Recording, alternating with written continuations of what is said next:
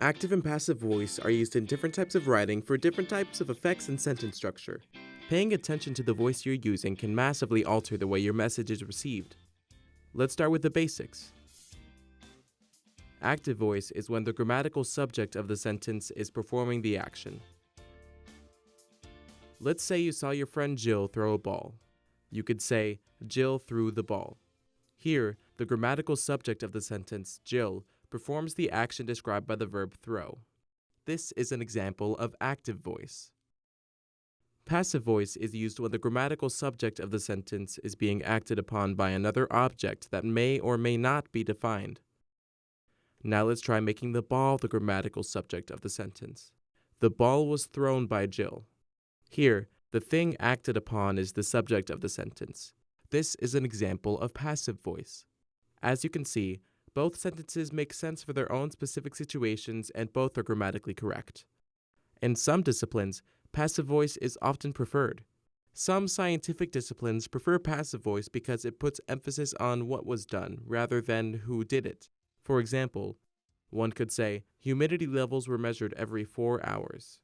In this situation, it doesn't really matter who did the measuring, so we leave the actor out of the sentence. Here's another example of the benefit of passive voice. Evan's library was built in 1968. In this case, the subject is being emphasized rather than the actor, which is not relevant to the purpose of the sentence and is left out. If both are correct, how do you know which one to use? You may have heard that you should use active voice. There is a common misconception that active voice is always the preferred option and should be used whenever possible. However, while active voice can be more direct, both styles can be useful depending on your situation. For instance, Miguel's phone was stolen. If the actor performing the action is irrelevant or unknown, you can use passive voice to put emphasis on the thing acted upon. We don't know who committed the action, so we use passive voice to either leave the actor for the end of the sentence or leave it out of the sentence completely. There are other situations that benefit from the use of active voice. For example, Jason ate my pizza rolls. If the actor performing the action is important and known, you can use active voice.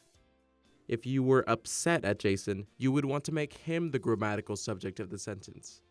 I know I would. Active voice is often a good choice for sentence structure, as passive voice can come off as verbose or wordy at times. Active voice can also be more concise and direct. However, that doesn't mean it's always the best choice. There are many situations where passive voice works just as well or better than active voice, as it can shift emphasis away from the actor. Be careful that the style you use is appropriate and does not misplace emphasis. The overuse of passive voice can make sentences muddled and unclear. Here's an example of excessive passive voice. A recommendation was made by the professor that their textbooks be reviewed by the students before the exam, which has been scheduled for Friday by him. That was a mouthful. As you can tell, the excessive passive voice becomes very distracting. Now let's try using active voice. The professor recommended that the students review their textbooks before the exam, which he has scheduled for Friday. The active voice version was much more direct and clear, making it sound more natural. There is not a clear rule for which structure is more correct. Simply choose the structure preferred by your discipline that best fits the focus and intention of the sentence, accounting for the relevant subject, the clarity of the sentence, the context of the writing, and the preferences of your instructor. And the best way to learn is through practice.